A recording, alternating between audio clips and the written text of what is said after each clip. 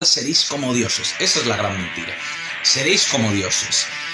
Luego el resto de mentiras modernas, liberales, de la libertad, igualdad, fraternidad, son mentirijillas derivadas de esa mentira primordial que es la de seréis como dioses, ¿no?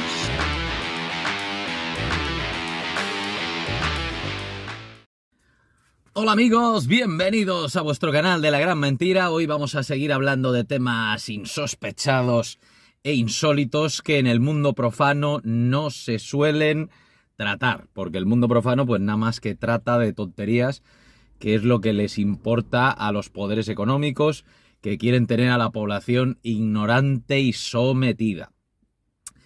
Vamos a hablar a propósito del nombre del canal, La Gran Mentira, pues vamos a intentar oponer a la gran mentira la gran verdad, porque otra de las intuiciones o de las supersticiones del mundo moderno es que no hay verdad ni mentira, sino que aquí lo único que cuenta es la opinión individual de cada uno, y si seguimos a Platón, la opinión individual es entre las distintas vías de acceder a la verdad, pues es la que tiene un nivel de evidencia menor.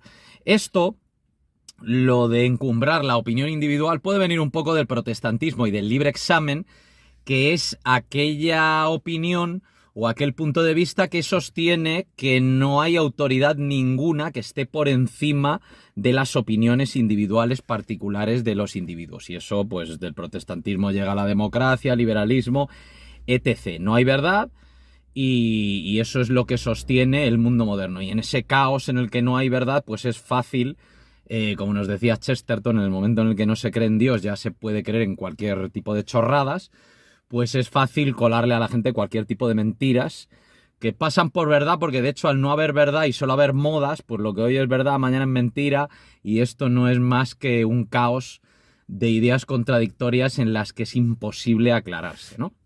Entonces, frente a esa gran mentira, que es la de seréis como dioses, ¿no? Pues está la gran verdad, que es que realmente podemos acercarnos a la divinidad, podemos salir del humano, pero por arriba, no por abajo.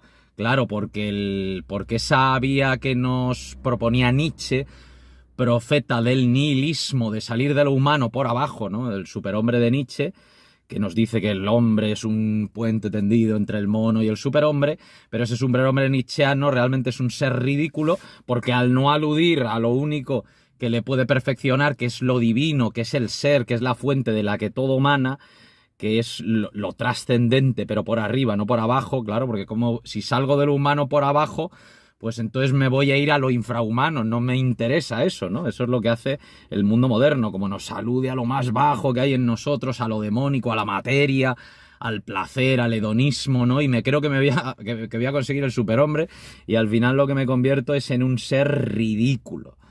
Pero ese ser ridículo posmoderno es algo que también puede ser trascendido, pero por lo alto, ¿no?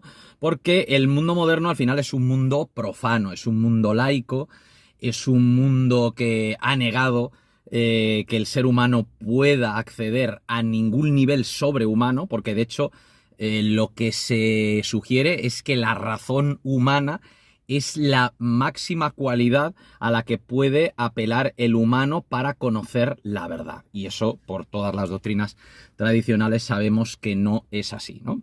De hecho, el mundo moderno, que se complace en ser laico, en ser profano, en ser agnóstico, ¿no? Pues eso es un reconocimiento de su propia incapacidad o de su propia ignorancia, ¿no? Si nos vamos a la etimología de esas palabras, que es que yo rechazo que yo pueda alcanzar la verdad, aunque reconozco que puede ser que la haya, ¿no?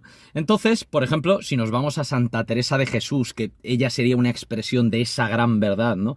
De que lo divino no es inalcanzable, ¿no? Como hay una cierta perspectiva religiosa que establece, sobre todo a partir del protestantismo, ¿no? Establece ese abismo entre la criatura y el creador, establece ese abismo que es prácticamente agnóstico, ¿no?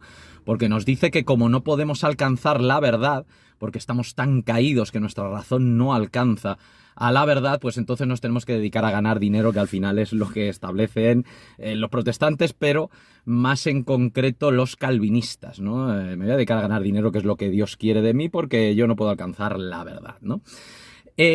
Santa Teresa está en contra de esta visión y se topa de frente con ciertas resistencias dentro de la propia Iglesia Católica, que ya en su día estaría bastante protestantizada, como para que no fueran capaces de ver que realmente lo que Santa Teresa estaba siguiendo, la vía que estaba siguiendo, era la que señalaba Jesucristo, ¿no? Porque de hecho vemos que ese buscar a Dios en las moradas interiores, llegar a la morada, a la séptima morada que dice ella, ¿no? Que es donde ya encontramos a Dios y donde ya somos invulnerables a las asechanzas del demonio, que precisamente los confesores de ella, católicos, decían que no podía ser que alguien tan pequeño conectara con lo divino, que Dios le hiciese esas mercedes a alguien tan insignificante como ella, ¿no? Que eso eran cosas del demonio o imaginaciones de ella, ¿no?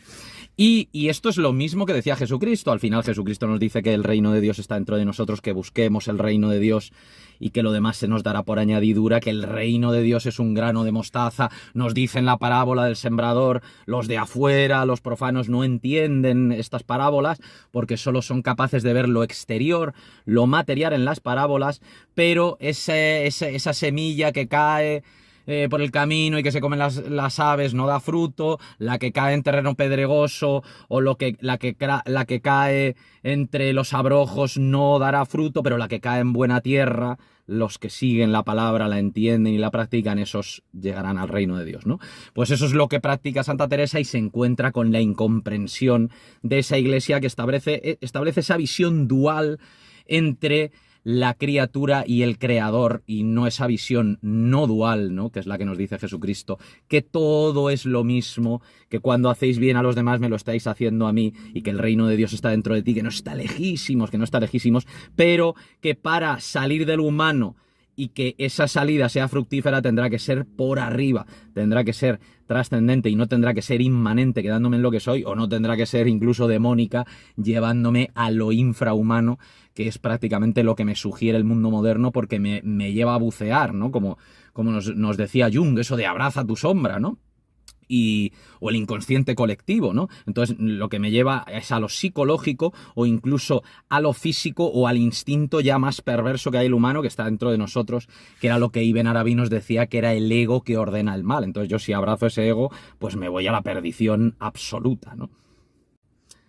Así que frente a la visión profana, la visión laica, la visión agnóstica, no decimos ya atea, porque con el ateo no se puede establecer ningún puente de diálogo, porque ese ya es un ser obcecado, ofuscado, y nos decía Ibn Arabi que con alguien que diga que hay más que un Dios o que diga que no hay Dios, pues no se puede establecer diálogo, porque es alguien ofuscado al que sus ojos no le muestran la realidad. También nos decía Dante, a través de Beatriz, ¿no? Cuando él entra en el paraíso, nos dice que si la razón sigue a los sentidos debe tener las alas muy cortas, ¿no? Y entonces yo tengo que aludir a facultades que son suprarracionales, a esa buddhi de los hindúes, a esa iluminación directa de lo divino que puedo alcanzar a través de la meditación, de la lectura de los textos sagrados, de la meditación profunda, de la indagación. Puedo llegar a esa iluminación divina que me hace contemplar la verdad sin razón, que me hace contemplar la verdad de manera directa, sin entrar en ese juego de palabras, en ese juego discursivo de la razón, que al final está limitada a sí misma. Pero también veíamos que el mundo moderno ni siquiera alude a la razón, sino a lo infrarracional, y por eso pues los anuncios, la publicidad, que aluden a la parte más baja del ser humano y que realmente triunfan, porque el mundo hoy está gobernado por nuestros estómagos, ¿no? Lo que serían los sudras en la India, la casta más baja, que son aquellos que solo se dejan llevar por su sexo, por su estómago y por su bolsillo, ¿no? Pero si queremos perfeccionar al ser humano, evidentemente tendremos que trascenderlo, como nos sugieren todas las disciplinas tradicionales, como nos sugiere Santa Teresa, como nos sugiere Jesucristo y como nos sugiere el taoísmo, o el maestro Eckhart, o Muhyiddin Ibn Arabi, si nos vamos al sufismo, al esoterismo islámico.